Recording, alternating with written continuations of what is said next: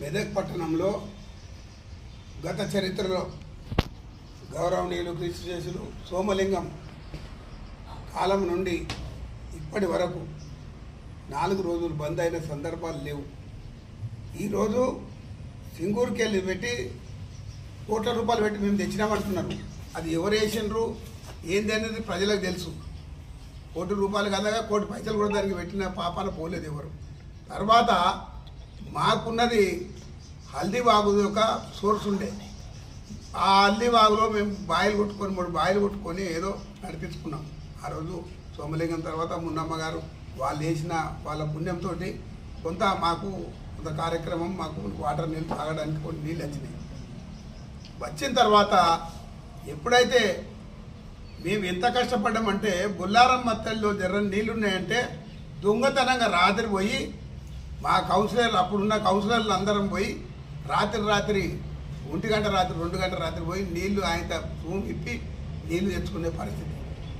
ఏ రోజన్నా బంద్ అయితే దినం తప్పించి దినం బంద్ అయింది.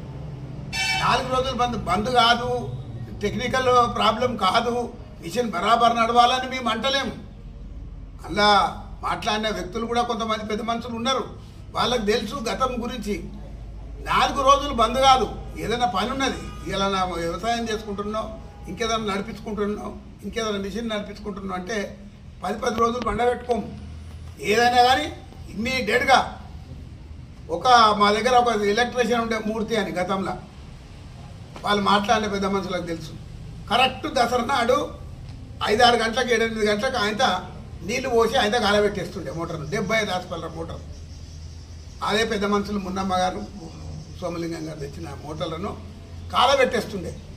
అప్పటిదప్పుడు ఓం నమ శివాయ అని ఒక ఆయన ఉండే రిపేర్ రోడ్, ఆయన ఎక్కడ తప్ప ఇంకోటి చేయకపోతుండే.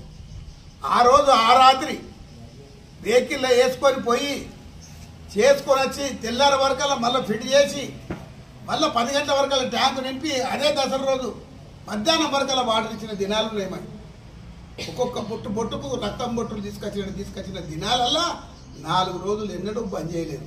చరిత్రలోనే లేదు 4 రోజులు. అయ్యా మీరు టెక్నికల్ ప్రాబ్లం రాదు అని కాదు, టెక్నికల్ ప్రాబ్లం వస్తుంది, కానీ దాన్ని సత్వరంగా పూర్తి చేసే అది ఉండాలి మీ దగ్గర. ఆ ధైర్యం ఉండాలి, ఆ ఆలోచన ఉండాలి. దాన్ని ఎట్లయితే తొందరగా అవుతుంది, ఆ ప్రజలకు మళ్ళీ వాటర్ ఎట్లా ఇస్తాము అనేది ఒక ఆతృత ఉండాలి మనిషికి, ఒక బాధ్యత ఉండాలి. ఆ బాధ్యత ప్రకారంగా చేయవలసిన అవసరం ఉన్నది.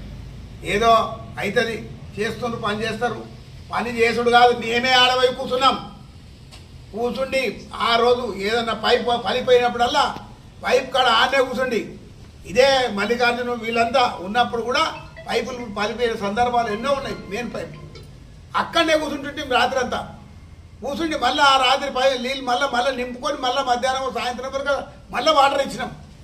ఈ విధంగా పరిస్థితి ఉంటుంది. కానీ ఏదో స్థానిక సమస్యలు వస్తున్నాయి, ఈ స్థానిక సమస్యల కోసం ఏదో చేస్తున్నాం నాటకాలు కాదు నాయన.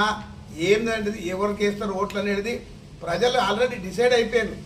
నీ కళ్ళబొల్లి మాటలకో నా కళ్ళబొల్లి మాటలకో ఎవరు సిద్ధంగా లేరు వేస్తానికి. ప్రజలు చైతన్యవంతులు అయినరు.